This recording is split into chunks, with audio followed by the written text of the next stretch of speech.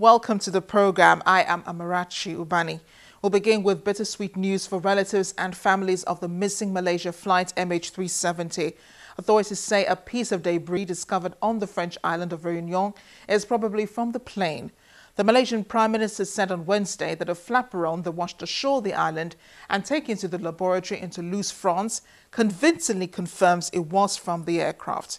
While this is good news for the governments of Malaysia, China, Indonesia, and the more than 5 other countries involved in the search, which will carry out further investigation to discover where the plane may have crashed, it's been a sad day for families of the victims, for whom this might be like reliving the dreadful experience again.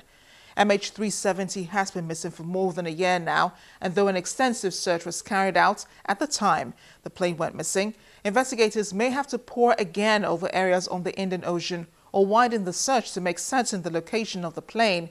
We'll have more on this later, but on the program as well, our focus this week is on Nigeria's relations with Germany, Nigeria's strong but silent partner in the West.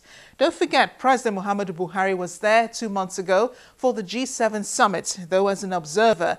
We'll be speaking with the country's outgoing Consul General, Mr. Michael Diras, and bilateral relations on Germany's position on the world other world issues. But that's all coming up after a quick check on other discussions in diplomatic circles.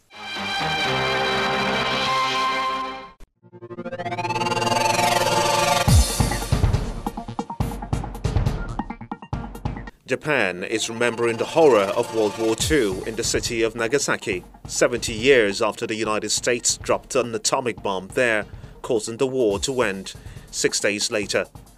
70,000 people died in the attack, but 140,000 were said to have died by the end of the year. The country held a solemn ceremony on Saturday with guests from 75 countries, including the US. At 11:02, the time of the explosion, a minute's silence was held and bells rang. A weekend siege by Islamist gunmen in the Malian town of Syria has ended with 13 people killed. The siege ended after government troops stormed the building on Saturday. 3 of the gunmen were killed and 7 have been arrested. The United Nations mission in Mali said 2 Ukrainians, a Nepalese, and 1 Malian had died in the siege. The UN has adopted a plan to identify perpetrators of chemical weapons attacks in Syria.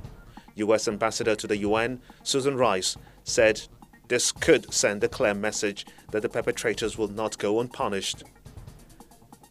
Russia's representative to the United Nations said he hoped the investigative body will be impartial, objective and professional. Singapore is marking its 50th anniversary as an independent state. The former British colony has transformed itself into one of the world's wealthiest countries. But critics said rapid development has been accompanied by strict control of free speech and phones.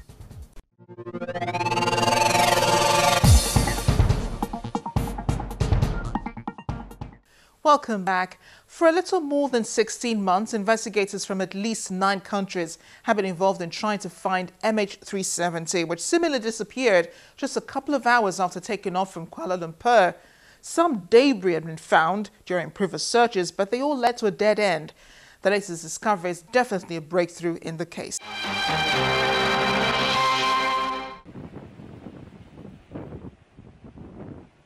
Indeed, this could be termed a breakthrough in investigations into the missing flights.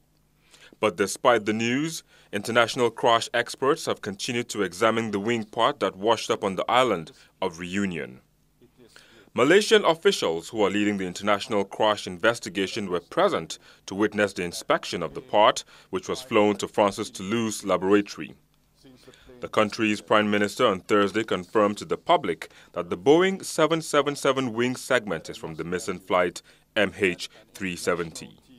Today, 515 days since the plane disappeared, it is with a very heavy heart that I must tell you that an international team of experts have conclusively confirmed that the aircraft debris found on Réunion Island is indeed from MH370. Reunion, where the debris was found, is roughly 3,700 kilometers from the broad expanse of the southern Indian Ocean off Australia, where the search efforts have focused, but officials and experts said currents could have carried wreckage that way, thousands of kilometers from where the plane is thought to have crashed.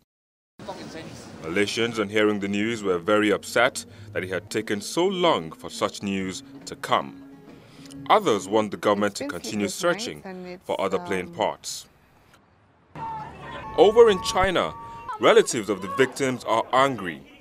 On Thursday, they stormed into the Malaysian Airlines office in Beijing, saying they did not believe the wing fragment belonged to the missing plane and demanded to know the truth. Australia's Deputy Prime Minister Warren Truss says he has doubts the flaperon belongs to the doomed plane. The Boeing 777 was traveling from Kuala Lumpur to Beijing on 8 March 2014 when it vanished from radar. It had 239 people on board, most of them Chinese. Australia, which is leading the search for the plane in the southern Indian Ocean, said the discovery of the flaperon suggested they were looking in the right area. When we come back after the break on Diplomatic Channel, he may be on his way to his next assignment, but Mr. Michael Duras, the German Consul General to Lagos, tells us he's more than a diplomat. Please stay with us.